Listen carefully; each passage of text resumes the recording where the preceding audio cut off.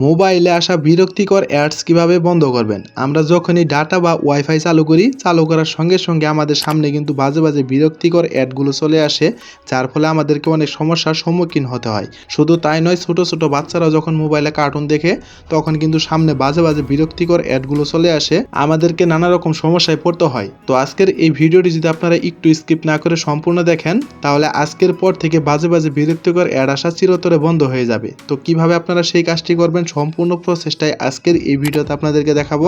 এখন আপনাদেরকে শুরুতেই যে কাজটি করতে হবে, আপনারা অবশ্যই আপনার ফোনের যে সেটিংস রয়েছে, আপনারা সেই সেটিংসটাকে খুঁজে বের করে সরাসরি সেটিংসে চলে আসবেন। তো সেটিংসে আসার পরে আপনারা এইখান থেকে স্ক্রল করে একটু নিচের দিকে চলে আসবেন।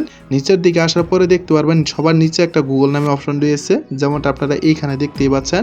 যদি আপনাদের এইখানে এই গুগল অপশনটি সবার নিচে না থাকে, তাহলে আপনারা মাঝখানে অথবা উপরে যেখানে খুঁজে পান, সেইখান থেকে এইখানে যে গুগলের অপশনটি রয়েছে, আপনারা এই অপশনটির উপর একটা ক্লিক করে দিবেন। তো ক্লিক করে দেওয়ার পরে কিন্তু আপনার সামনে ঠিক এরকম চলে আসবে। এখন যদি আপনারা এইখানে একটু লক্ষ্য করেন, দেখতে পারবেন এখানে কিন্তু দুইটা অপশন রয়েছে, যেমনটা আপনারা দেখতেই পাচ্ছেন। তো এইখান থেকে আপনাদেরকে মূলত যে কাজটি করতে হবে, এইখান থেকে দেখতে পারবেন অল সার্ভিসের একটা অপশন রয়েছে, আপনারা এই অপশনটির উপর একটা ক্লিক করে দিবেন। তারপর আপনারা এইখান থেকে স্ক্রল করে একটু নিচের দিকে চলে আসবেন। নিচের দিকে আসার পর যেহেতু আমরা মোবাইলে আসা অ্যাডস বন্ধ করব, তার জন্য আপনারা যদি এইখানে একটু লক্ষ্য করেন, দেখতে পারবেন অ্যাডস নামে কিন্তু একটা অপশন রয়েছে, আপনারা এই অপশনটির উপর একটা ক্লিক করে দিবেন।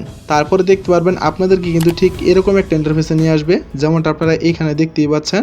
এখন মূলত কথা হচ্ছে, যদি আপনারা মাঝখানে একটু লক্ষ্য করেন, দেখতে পারবেন এইখানে ডিলেট অ্যাডভার্টাইজিং আইডি নামে কিন্তু একটা অপশন রয়েছে, আপনারা এই অপশনটির উপর একটা ক্লিক করে দিবেন। তারপরে এইখান থেকে আবারও দেখতে পারবেন ডিলেট অ্যাডভার্টাইজিং আইডি, আপনারা এই অপশনটির উপর একটা ক্লিক করে দিবেন।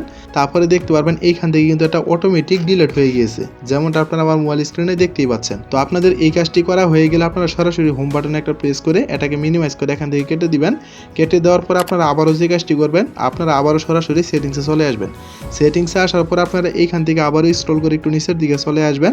নিচের দিকে আসার পরে দেখতে পারবেন এইখানে নোটিফিকেশন সেন্টার নামে কিন্তু একটা অপশন রয়েছে, আপনারা এই অপশনটির উপর একটা ক্লিক করে দিবেন। ক্লিক করে দেওয়ার পরে এইখানে মূলত কিছুক্ষণ লোড নিবে। কিছুক্ষণ লোড নেওয়ার পরে দেখতে পারবেন আপনার সামনে নিচে যে অ্যাপসগুলো রয়েছে, প্রত্যেকটা অ্যাপসই কিন্তু এখানে চলে আসবে।